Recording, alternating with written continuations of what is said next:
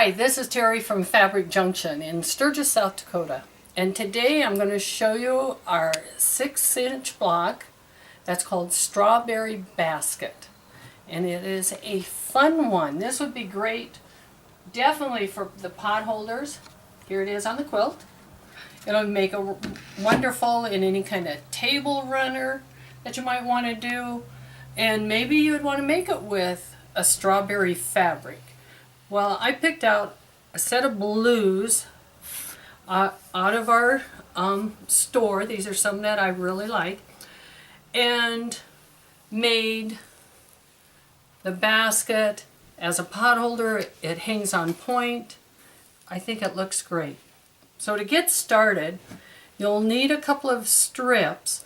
Now if you want to cut the small squares, you sure can. But I like to cut it as a strip. And here's some of my leftover. So basically what I did is I sewed my strip long.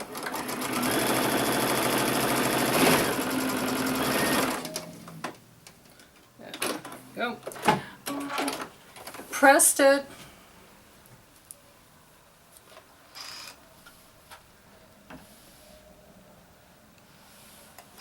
And then I just measured my section, and then I would cut. Let me get it off there. So I just go right down my strip, cut, and on this one you need some extras because as you can see 3, you need 1 extra there, an extra. So I just had extras cut, change them, sew them, and create the pattern that I have laid out. So it's basically to create a triangle. So because I pressed them all the same direction, when I sewed these together, all I had to do was butt those seams up to each other.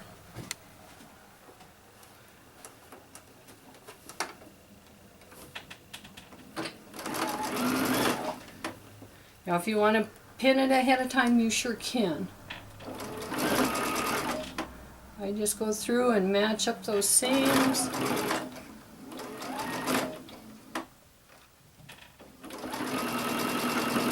Once I got past the other one, and then I need to press again.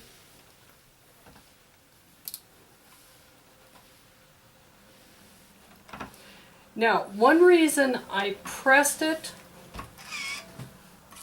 so that I can see all of these salvages, the ends here, they're not salvages, my seam allowance. I can see all my seam allowances. And I did that on purpose because for me it was easier to do my next step versus having them hidden behind that way. Either way is work, neither way is going to be wrong, okay? So then the next thing you do is once you have those put together, we need to make it a nice clean triangle, but we have to make sure we keep our seam allowance. And the seam allowance that's the most important is the distance from my solid square across the printed square. So I want to make sure I have my 1/4 inch seam allowance. Now I can use my triangle or I can use a straight edge. Either one, as long as they give me a 1/4 inch seam, and of course the straight edge does, and you're not going to cut point to point because that's our sewing.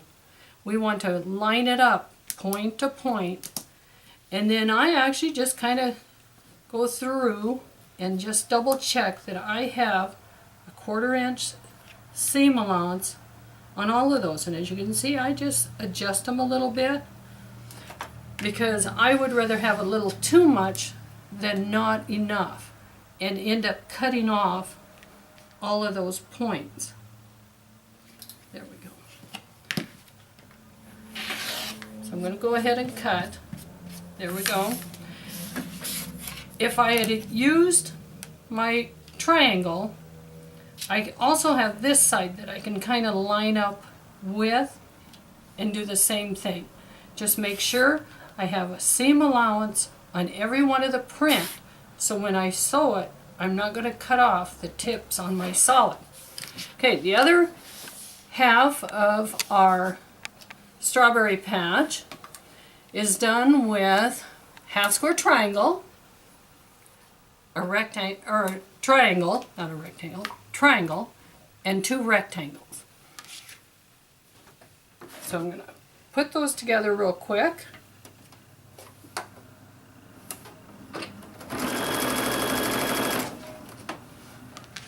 And I did the bottom one first so that I could add this one using this part of the triangle, which is my favorite way or direction that I want to sew from.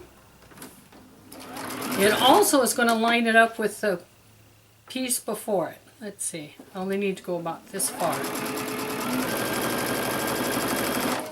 to sew that one on. In this case, I can open it up and sew these together, okay? And I will do that. Versus pressing it and then sewing, I will just kind of finger press. And this one has the bulk, so it went down away from its block. 2 reasons: it had the bulk and it's on the bottom, so it's not as apt to jump up.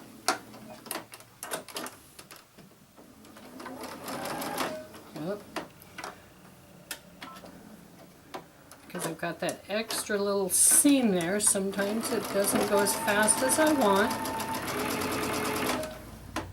Keep everything lined up.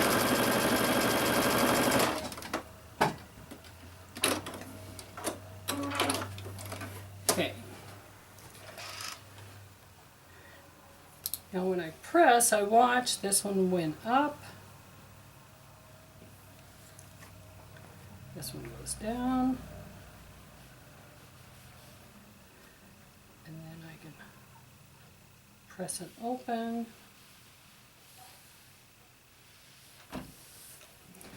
Okay, and again, we need to make a triangle.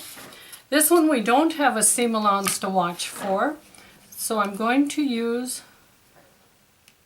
my triangle this time, and you can use your straight edge again. I'll pause and go back. If you use your straight edge, because you don't have a triangle, you stay lined up straight with this area here. Find a spot that you can get a line to go right through this intersection. If you can stay lined up here and you cross this intersection, you keep your angles correct where you need to be. And again, I'm lined up, so I might as well cut.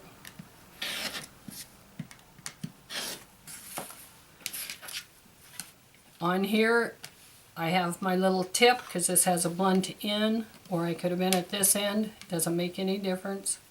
But I'd have stayed lined up. I'd have stayed straight on this and straight here.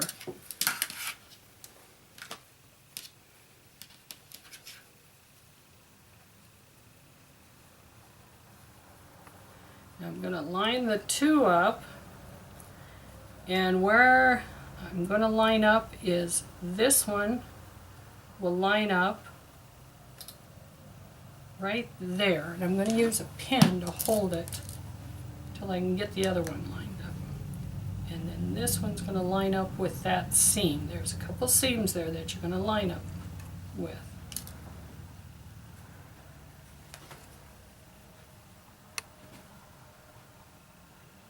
Okay, and that's got the blunt end, so I go okay.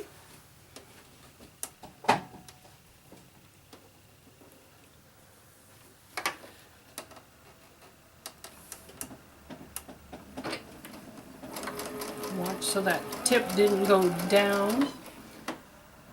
And my mistake, I'm going to stop right there. I like the fact that tip, but I'd rather watch myself cross these guys. So I'm going to flip it over, line up my tip, get it lined up there. Okay, line up my tip again.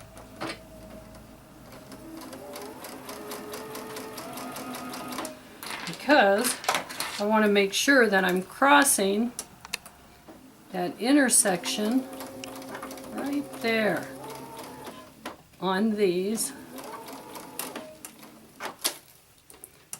napkin out of the way so I don't cut the tips off of the solid fabric. Get rid of my pins.